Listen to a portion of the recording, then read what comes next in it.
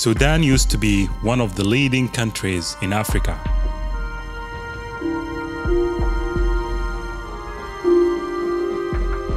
The longest railway line in Africa was here in the Sudan. It has been neglected. We had a lot of cotton, which is not here any longer now. Sudan Airways. Daily, it used to fly from Khartoum to London. It was run down completely. Education at that time played a very important role. Free medical services, free treatment. But now, if you have the money, you can be treated in a quick time. If you don't pay money, go ahead. Go to your grave.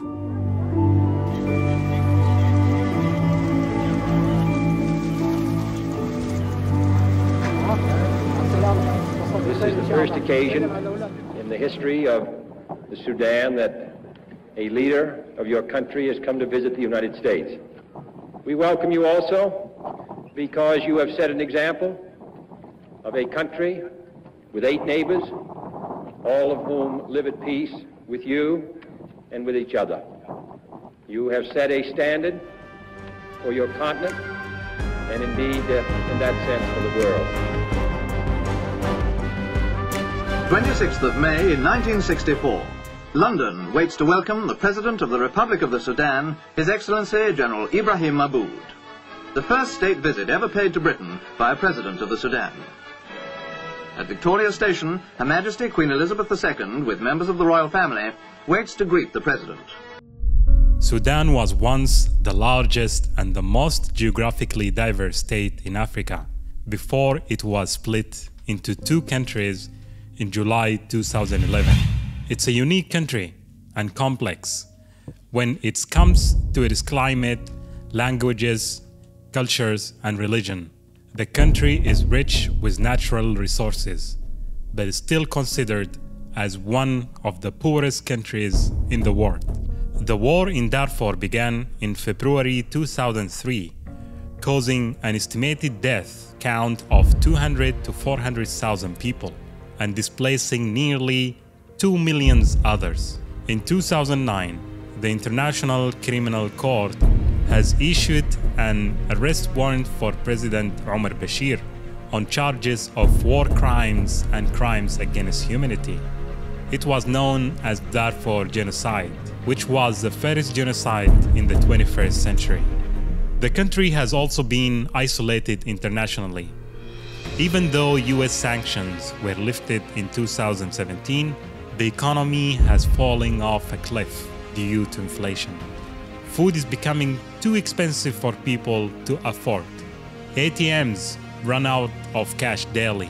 Inflation, strict withdrawal limits, and currency crisis had already placed Sudan's economy in deep trouble before the latest liquidity crisis.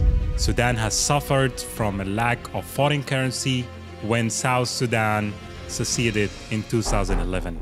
So what's happening now in Sudan? The annual inflation rate reached 68%, and that was in November 2018 compared to 25% a year earlier. Everything is becoming too expensive for people to buy. On December 19 of 2018, the town of Atbara in northeastern Sudan protested against the government that has ruled the country for almost 3 decades. In a positive and non-violence form, the movement is spreading widely all over the country. The demonstrations in Khartoum are the largest against President Bashir since he came to power in 1989 in an Islamist-backed military coup. The demonstrators raised their hands in the air chanting Silmia, Silmia, which means peaceful, peaceful. At this point, things have turned deadly.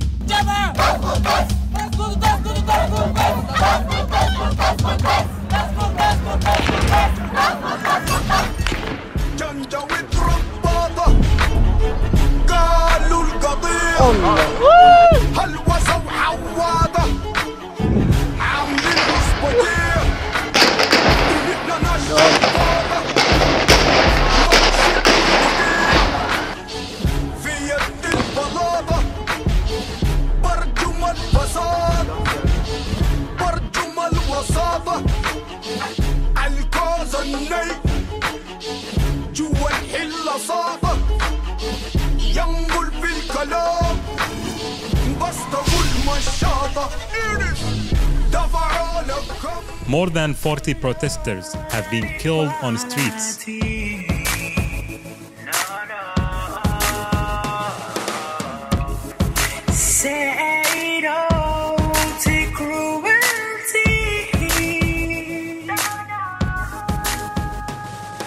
Omar al-Bashir said these protesters has been killed by non-government forces. Many opposition supporters have been arrested, detained, and journalists have been stripped of their working permits. Security forces were breaking into local homes and businesses in pursuit of demonstrators taking refuge there. Doctors are now performing their duties on the street, helping people. Unfortunately, Babikir is a doctor was shot dead while he was trying to perform his duty and rescue other protesters.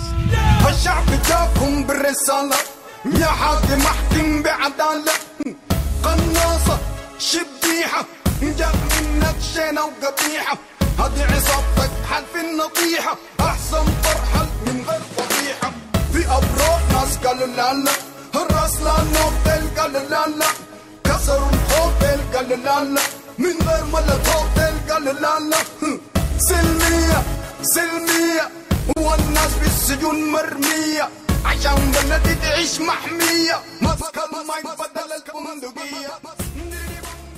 The United Kingdom, Norway, United States, and Canada continue to be deeply concerned about the government of Sudan's response to the recent peaceful protest in Sudan and the detention without charge of trial of number of political activists and protesters. One of the doctors said security forces have attacked hospitals with tear gas. We have seen people die.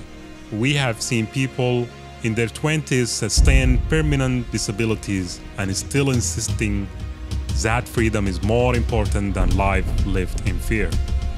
We really believe there is no turning back from what's happening in Sudan.